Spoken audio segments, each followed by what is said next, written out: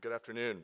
So yeah, this panel I'd like to invite back up Dr. Riley, Dr. Keith, and Vice Admiral. Please come up and join us, as well as Hugh Packatak Sr.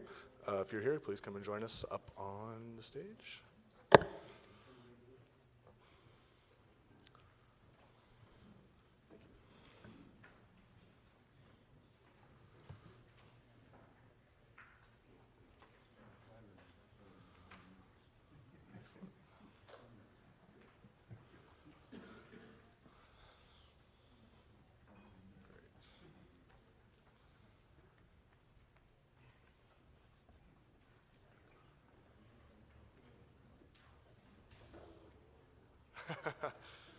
You know, almost got it.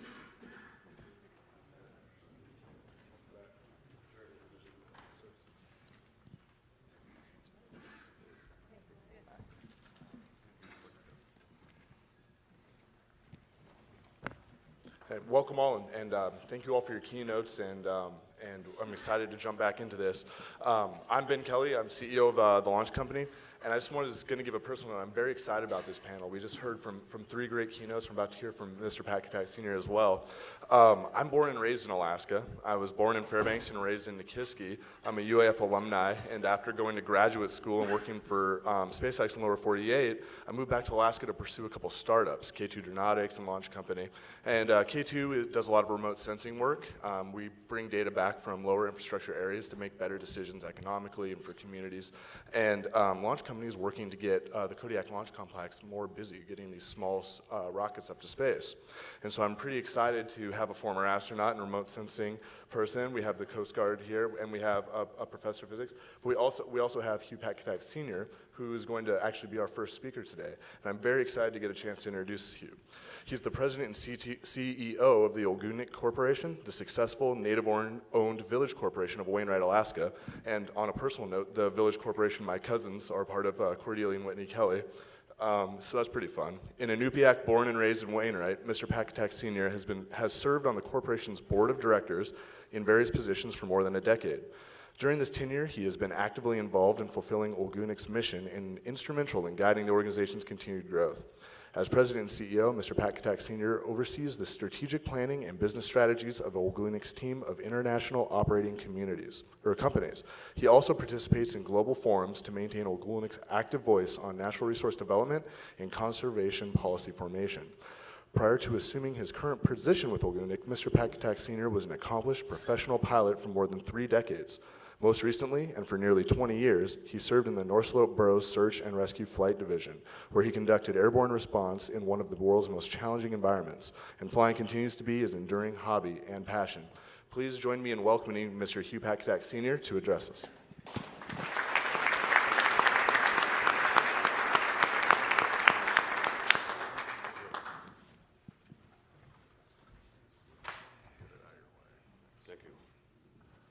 Good afternoon.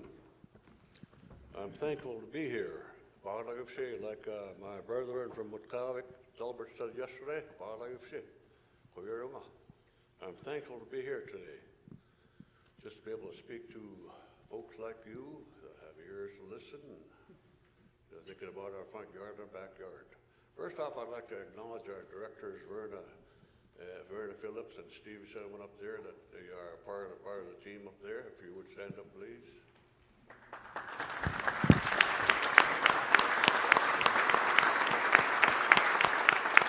Thank you, and the current staff that we have. Would you stand up, Mike, Steve? I think there's a Dave Knudsen, Maura. Part of our staff here, thank you. Thank you for being here. That was sobering video from Shishmaref. Having flown into there about 30, 40 years ago, you know, things are totally have changed, and that was something different. That was not what I was seeing back then. Thank you for bringing that show today. But developing a situational awareness in the changing Arctic. Introduction. Good afternoon. This is our 3rd year at AES, and I appreciate this symposium. Brings us together across state, national, and industrial lines. It's music to my ears. Hearing how many of you have a big picture, long-range view of Arctic issues. For me, the Arctic is part of who I am as an Inuit.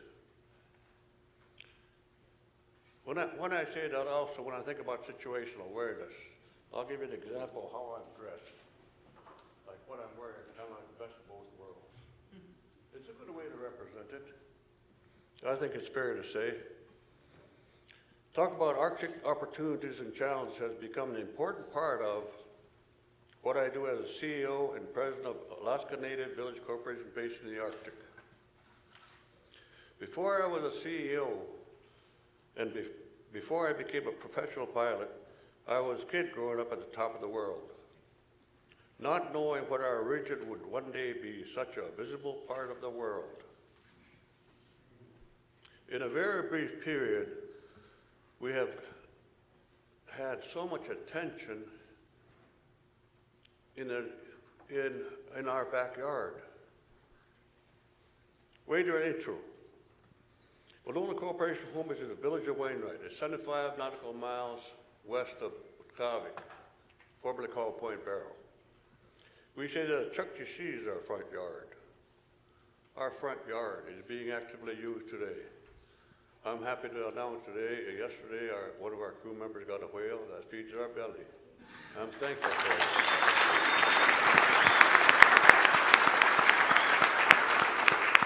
What you see here, all these buildings weren't here when I was young, when we were young. We had sod houses. I remember those that surrounded us, along with the East Coast style of the early whaler buildings that represented progress to some degree. As a traditional subsistence community, we have always looked to our front yard to sustain us. Situational awareness, what flying has taught me.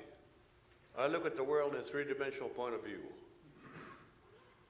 When I saw that Arctic encounter with a satellite going around the Earth, I see three rings. What that represents to me is like the sky, the sea, and the land. As a pilot, knowing your surroundings is key to making good decisions. Situational awareness is key when you're flying. Weather changes, personnel and passengers on flight, your cargo, fuel levels. What are your instruments telling you? What do your eyes tell you?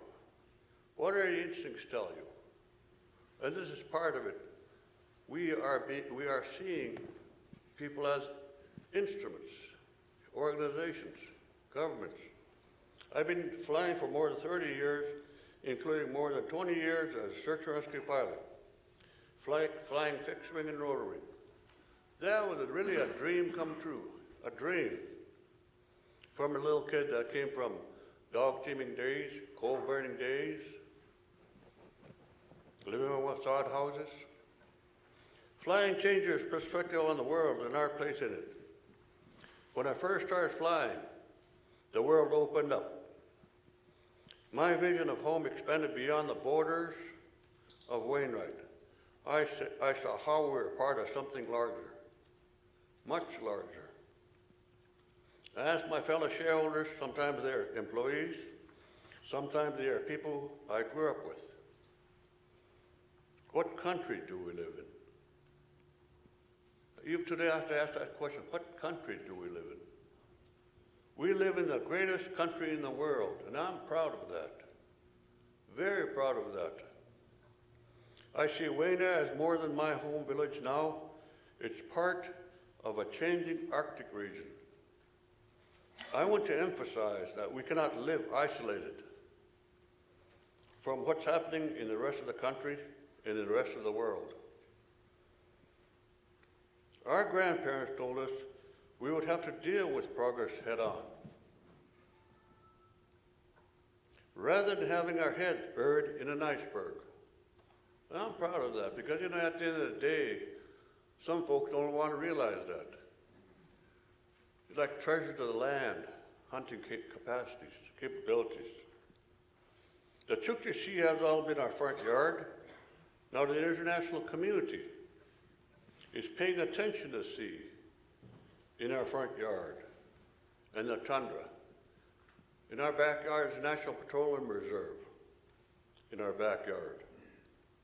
With this increased international interest in our region, there are growing concerns about the safety and security of our surroundings.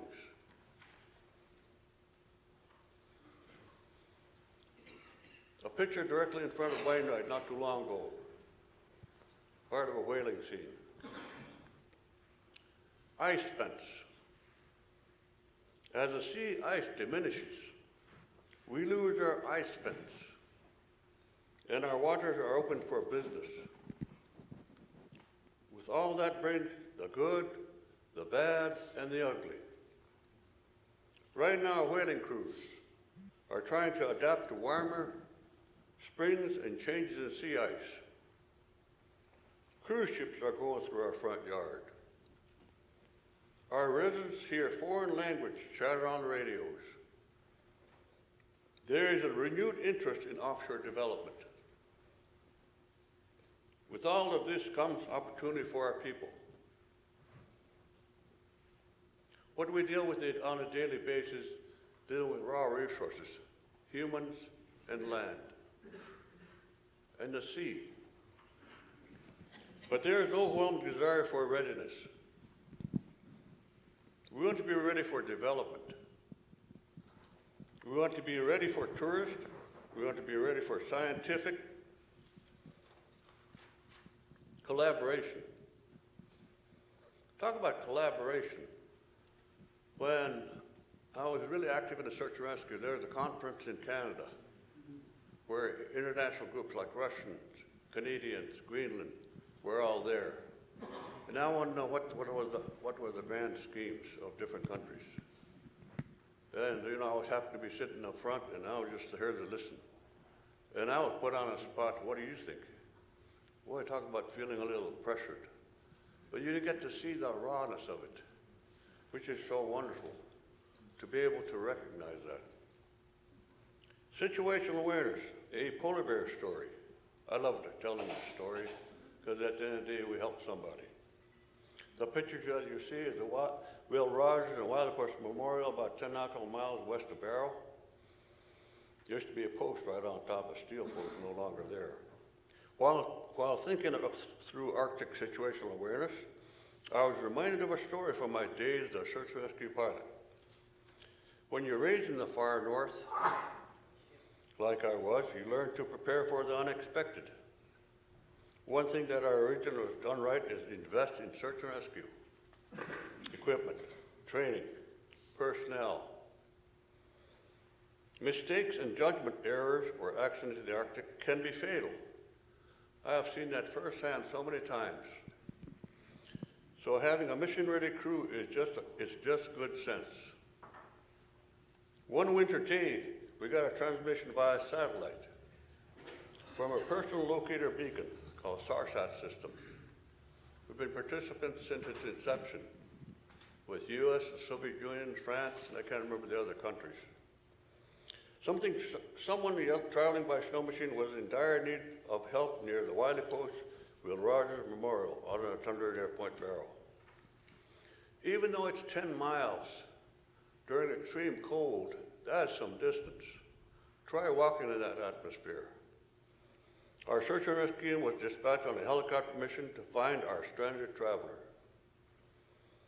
Let me give you a rundown on situational awareness for this flight as a pilot. It's below freezing. It's pitch dark. We have the coordinates where we need to search. When I was reminded about pitch dark, back then helicopters weren't known for flying in what I call the black-ass night or whiteout conditions. And that's what we had to live with. We have an experienced crew. We're using night vision equipment to find our stranded snow machinery in the dark. Latest and greatest of equipment. We are using infrared radar equipment on a helicopter to identify heat sources. We carelessly position night vision goggles to see the aircraft instruments, as well as the night vision through the goggles. Like wearing two different sets of glasses. When we get near the Wild Coast Memorial, we spot 2 heat signatures. That was puzzling. Why 2? Knowing there was only 1 registration for the emergency. We couldn't immediately verify what each heat source was. As we circled above, trying to figure out what we were seeing, we saw a snow machine stuck in a big snowdrift. And there was a heat source on the very top of the memorial pillar, what you see on the picture. That was really puzzling, seeing a heat source on top of this cold stone. Couldn't figure that out. And another source down on the ground, and the ground was a polar bear, not too far from him. And our guy was clinging to the top of the pillar, that pillar right here before you. And the polar bear was so close, like I'd have to say about, when I first spotted him, he was only about 50 feet away, and that's awfully close. We had been able to scramble to the top while the polar bear circled the base. Well, luckily the helicopter was great to scare off polar bears, so we circled again and ran her off, then landed and retrieved our guy from the top of the pillar. I like this story because it's a happy ending. And there's a twist to this one. And the guy who responded was trying to really live the native lifestyle. He was from lower 48, and he wanted to learn to speak Inupiat and hunt that way. Got to be proud of that guy. But I also tell him now, because readiness is at the top of my mind for our region. Awareness, preparation, readiness. These topics are on our minds as we attend our sessions here.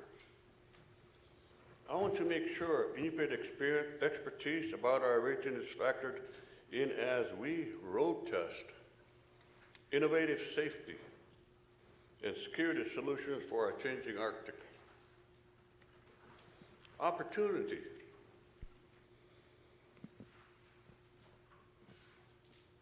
I am fortunate to have lived my dream of becoming a professional pilot. It made me passionate about ensuring opportunities in our region for our workforce and for our next generation. And having flown for a living for a long time, I have flown a whole lot of people. You know, from the federal government, senators, congressmen, governors, listening to them. Little did I know I would use that information today. Today, under the left wing, you can see a test well in this picture. Signs of past innovation. With every change comes opportunity. I've spoken about our front yard, the Chukchi Sea, but I don't mean to neglect our backyard. I love this picture. So descriptive, strategic location, pre-developed site, developed infrastructure, right in our backyard, about 6 miles away from Wainwright, part of the old dual-line system, which includes acres of NPR lands. While we welcome new opportunities here, we also want to make sure that we're advocating for our safeguards. One of our goals as CEO, President of Ohlone Corporation, is to make connections with industry and government leaders and offer insight and opportunities for partnership in our region. Because what country do we live in? Like what I've said before, our fair shake goes a long way. When somebody pats you in the back, man, I mean, that really can make a difference. We have strategic location. Wainwright is Alaska's North Slope region with 175,000 acres of land between the coast of the Chukchi Sea and NPRA lands. We have hosted oil exploration companies and scientific researchers as they survey onshore, offshore points of interest. We have a pre-developed site. Pictured here is a decommissioned dual line about 6 miles outside of Wainwright Center. OC now runs this site, which has protected lagoon access. Includes a gravel runway and about 40 acres of gravel base for additional construction. You know, kind of hard to imagine we actually own a runway. Really, I mean, from a pilot's point of view, yay, man, I wish I could build a house near there. We have a developed infrastructure. Wainwright is one of the few U.S. Arctic coastal communities with developed infrastructure like high-speed internet, grocery stores, personnel camp, and a restaurant with conferencing capabilities. There is also a workforce willing and ready to be trained. Like what I said a little while ago, we're talking about raw resources. When you're considering your own Arctic infrastructure needs, I want to offer Ulunuk as a potential partner with regional expertise in Arctic readiness, region-specific safety and security experience. Next picture, I love this picture because it really represents food and what we have to live with. What you see is part of the fat of the whale, and right by it is snow, ice, village in the background. Great enough book. Thank you. Thank you for listening.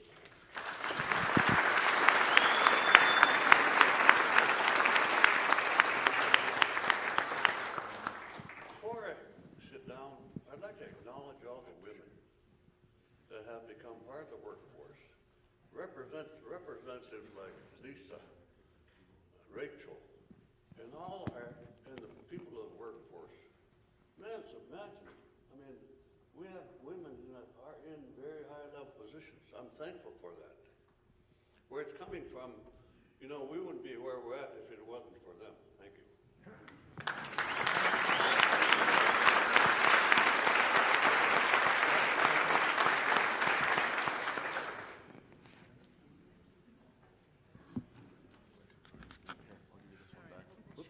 I'll take over on this one. Awesome. Thank you very much. I want to actually give the first question to you, sir. I think Ulunuk's doing a lot of very cool things. I want to know what technology that you've seen in the last few years, or which may be coming in the next few, are you most excited about that could change, you know, how your operations work more than anything else? And how can we continue to look into the future while respecting the past and finding the balance between the two in our deployment of those technologies? I'd like to think we're in a very unique position. You know, like for myself, for example, in the know about our own backyard, excited about infrastructure build out, like I'll use broadband for example, our ability within the company, being able to operate up north. I'm awfully proud of what we have created. You know, like on the government side of the world, we have construction, so do we have in the backyard back at home. Even with dealing with BIM, you know, the legacy wells that government has allowed us to compete to clean up. Dr. Riley, I'm curious, obviously remote sensing has changed a lot over the last few years, and similar to how Vice Admiral had talked about, they have a CubeSat now. It seems everybody's moving to this miniaturization and deployment of CubeSats. How have you seen remote sensing changing your work in lower infrastructure areas?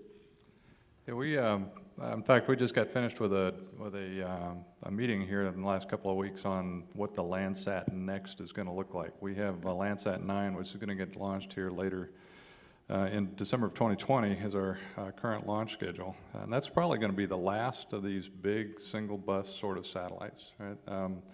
And what we're seeing is the systems are tending to go towards a disaggregated architecture. And that's a good thing for us because it gives you better access. It also gives you a more cost-effective source of information. So when we can start including what we have to have as the basic requirements from Landsat, which is basically a calibration of data sources, we can use all the other data sources that are currently available or will be available in the near future. And that's actually pretty exciting. So we're seeing already a lot of commercial and international cooperation that's taking place. So as an example, we're using Europe Sentinel-2 in addition to Landsat in terms of what we use for Earth characterization. There's a number of commercial systems, Worldview being one of them, but also European systems. And as you mentioned, there's ever smaller satellite systems that are coming online.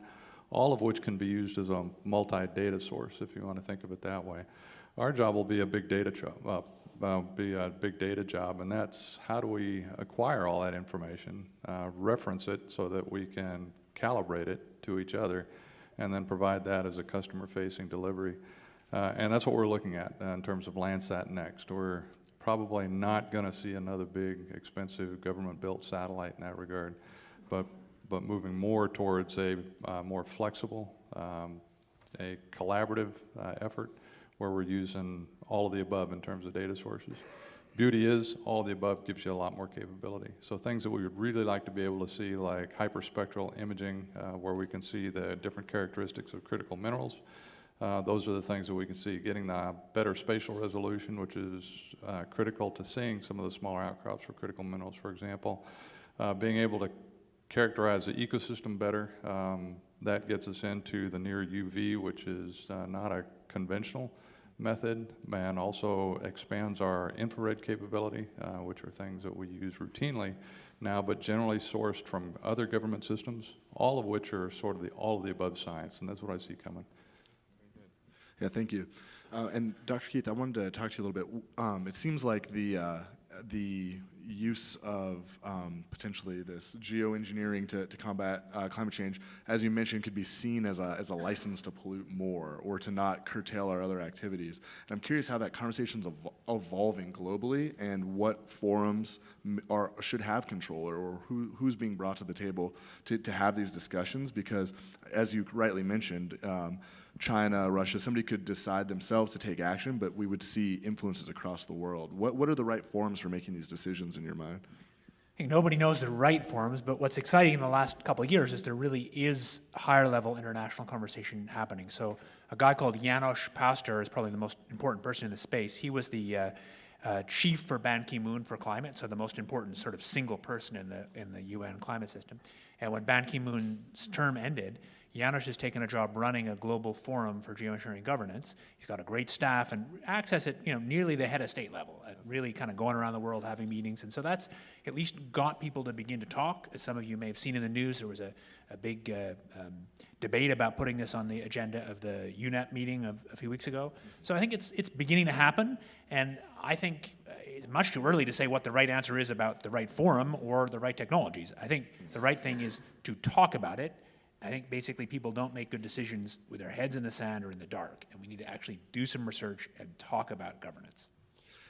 Quick follow-up though, and this is an audience question, even as we're doing the research, we're not necessarily always in a political climate that maybe looks at climate in the way that the research would have shown us over the last decade or so.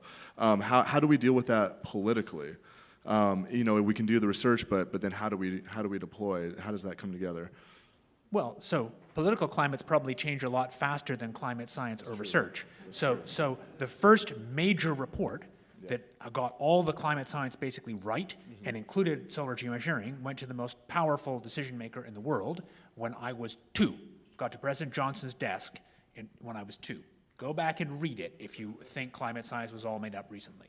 And there have been endless reports. So the point is a serious research program that could get us to a point where we could make sensible decisions about implementation takes 15 years or so.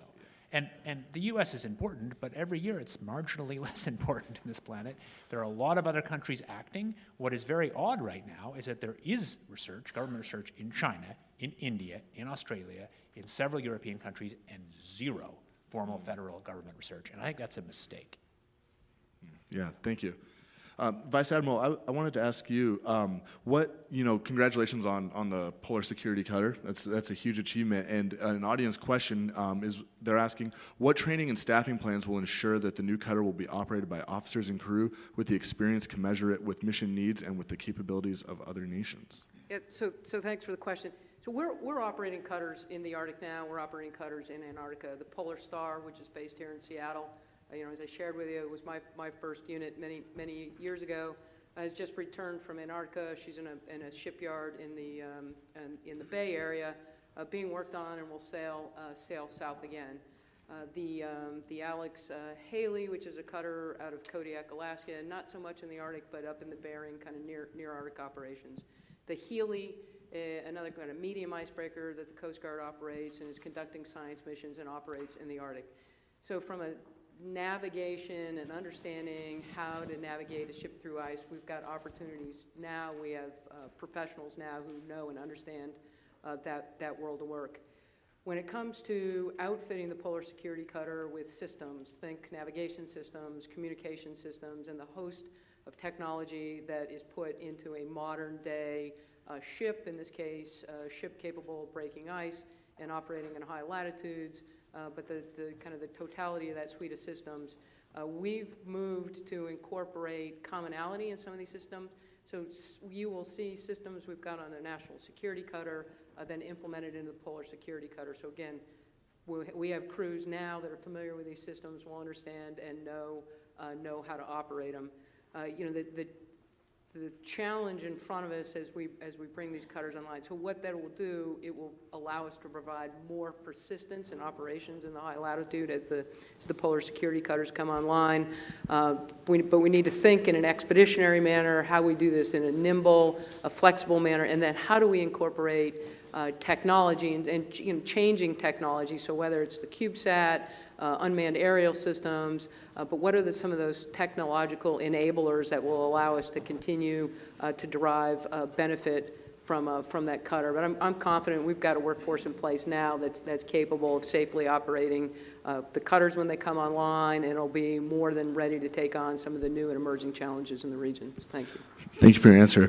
Mr. Beck-Kotak, I'm curious, when you look out into your front yard, what are the biggest things that you would want each of these experts to know, since you're really on the front lines, to take back, to deploy as either research or as policy or as action with the Coast Guard? Say the first part of the question, please. Well, just as you look out, in your front and backyard of the Chukchi, and then looking out across the tundra, you're on the front edge of climate change. And so I'm just curious what you're seeing in real time that could be useful for these folks to know about, to take back as lessons learned. I think it's an excellent example of what we saw with Shishmaref, and being fully aware that there's a lot of activity now, a lot more attention.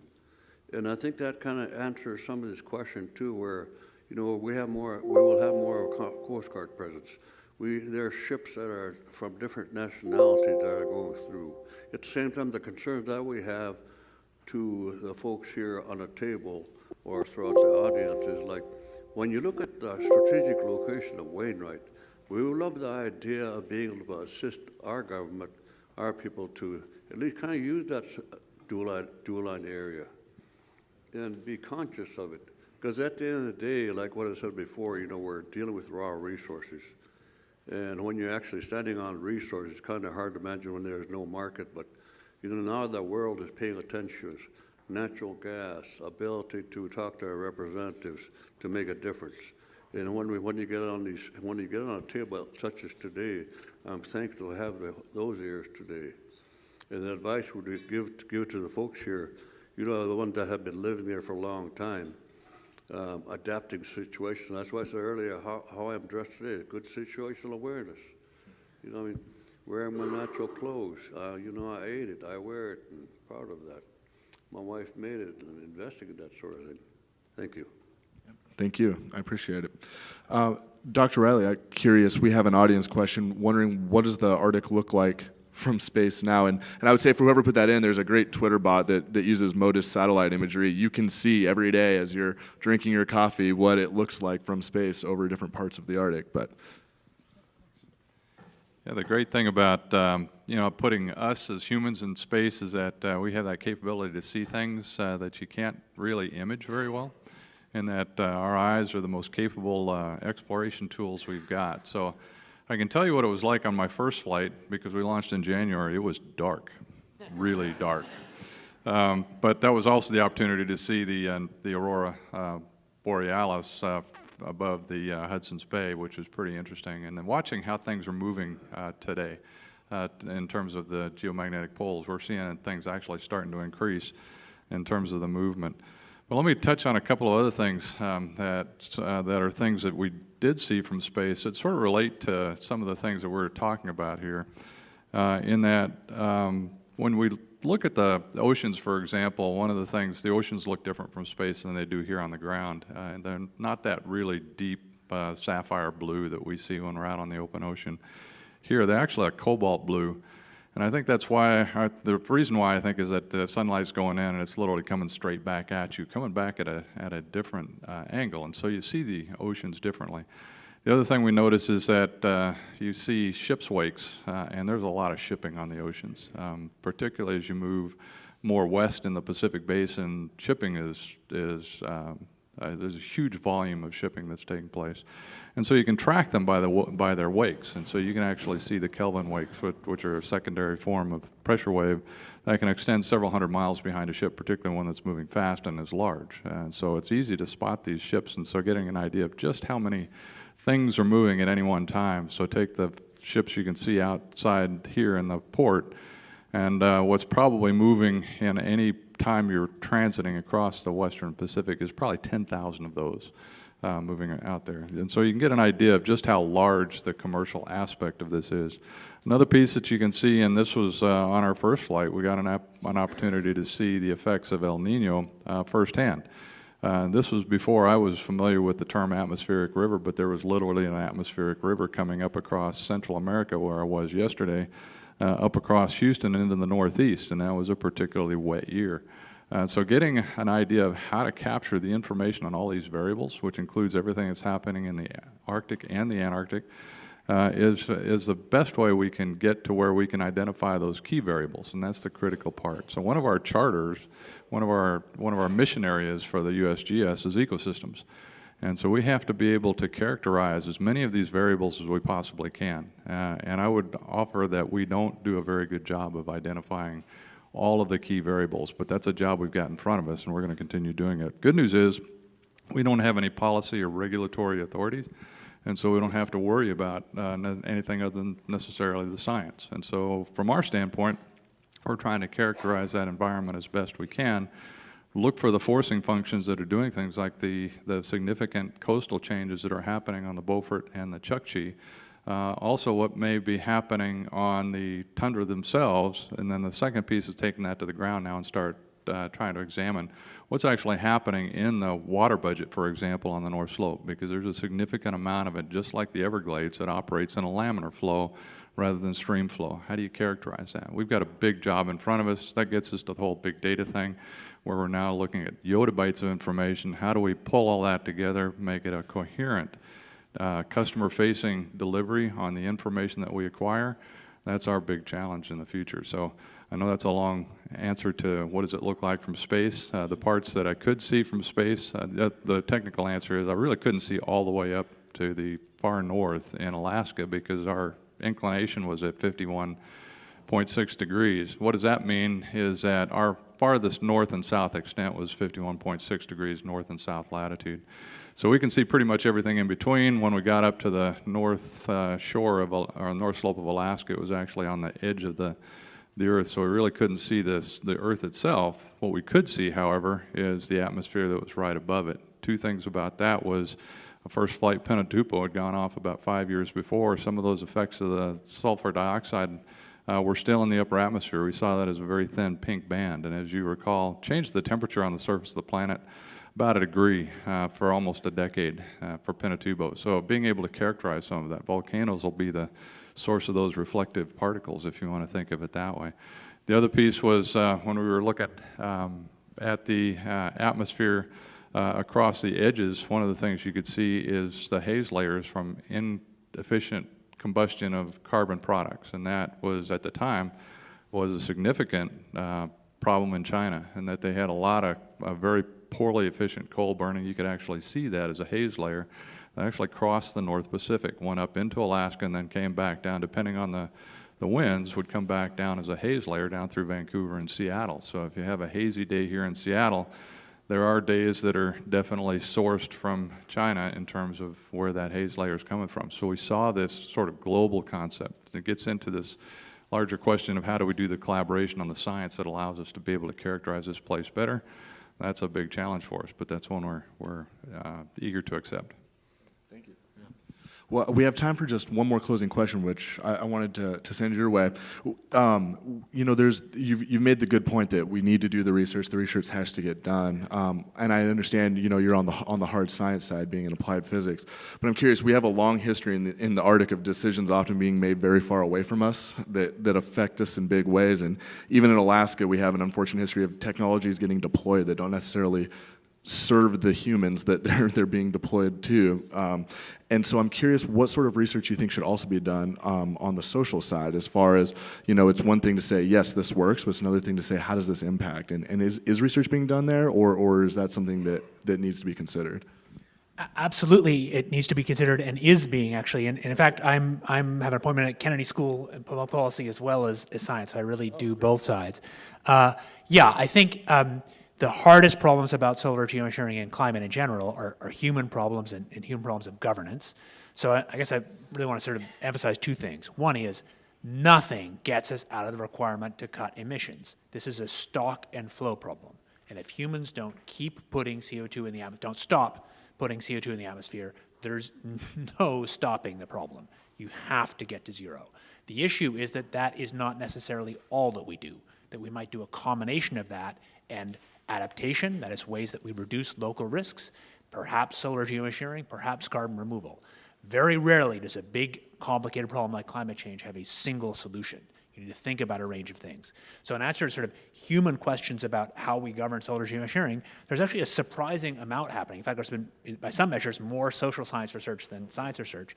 And there's really been an effort to make it global. So actually, coming out of a report that the UK Royal Society, I helped to write in '06, my colleague and friend Andy Parker has started an effort that's trying to fund researchers around the world, especially in the developing world, to really engage this issue and think about it, kind of develop capacity around the world and engage citizens around the world. So it's tiny, but there are efforts to do that. And I really do agree that we need voices from Arctic communities. That's kind of the point of the personal part of my talk, is that I don't think we make these decisions well all in kind of looking at computer screens inside windowless rooms. We need to actually think about the world we're in and the impacts on real people and on the ecosystems that they live in.